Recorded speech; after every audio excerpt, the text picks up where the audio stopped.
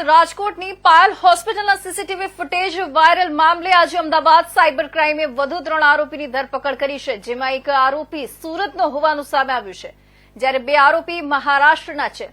સુરતના પરિત ઘનશ્યામભાઈ ધામેલિયાએ પાયલ હોસ્પિટલના CCTV camera hack કર્યા હતા, જ્યારે મહારાષ્ટ્રના રાન રોબિન પરેરાએ હોસ્પિટલના સીસીટીવી કેમેરા હેક કરવાની સાથે ટેલિગ્રામ આઈડી પર વિડીયોનું વેચાણ કર્યું હતું। મહારાષ્ટ્રનો વૈભવ બંડુ માને જે પ્રજ્વલ તેલીનો પાર્ટનર છે અને ટેલિગ્રામ ચેનલનું માર્કેટિંગ કર્યું હતું।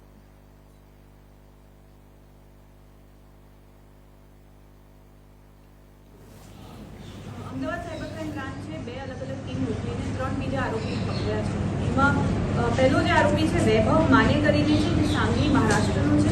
અગાઉ જે 2 આરોપી પકડી ગયા છે આ એમનો મિત્ર હતો અને ટેલિગ્રામ ચેનલ પર આ અશ્લીલ વિડીયોના વેપારમાં સેલ કરવામાં એનો મદદગારીનો અહમ રોલ છે। એ અનુસંધાને એને અરેસ્ટ કરવામાં આવ્યા છે। ત્યારબાદ આપણે 2 આરોપી પકડ્યા છે, પરિત ધામેલિયા કરીને જે સુરતનો રહેવાસી છે અને રાયન પરેરા જે વસઈ મહારાષ્ટ્રનો રહેવાસી છે। આ બંને હેકર હતા।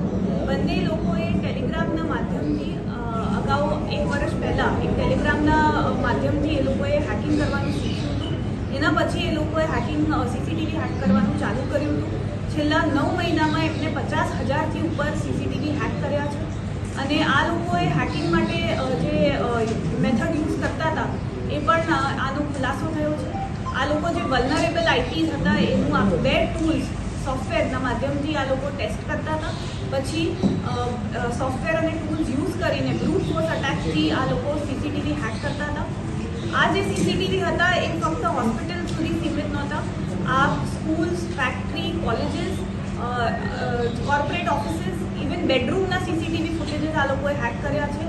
આમ ગણીએ તો 9 મહિનામાં 50,000થી ઉપર સીસીટીવીના ફૂટેજીસ આ લોકોને મળ્યા છે। અને પછી આ 2 જણ અને એની સાથે એક આરોપી જે વોન્ટેડ છે રોહિત સિસોદિયા કરીને, આ 3 જણની ટોળકી હતી જે આ સીસીટીવી હેક કરીને એમાંથી વિડીયોઝ લઈને એમાંથી કન્ટેન્ટ ક્રિએટ કરતા હતા, જે પછી આ લોકો ટેલિગ્રામ ચેનલ અને યુટ્યુબ ચેનલ પર વેચવા માટે મૂકતા હતા। તો આ એમનું પ્રથમ રોલ હતું।